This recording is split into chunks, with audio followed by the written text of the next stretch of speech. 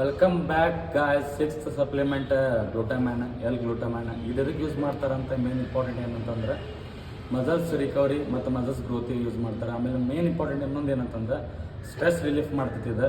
Okay, ಆಮೇಲೆ muscles damage ಆಗಿತ್ತು ಒಳಗಡೆ ಅದನ್ನು ಕ್ಲಿಯರ್ ಮಾಡ್ತೈತಿ, ರಿಪೇರ್ ಮಾಡ್ತೈತಿ.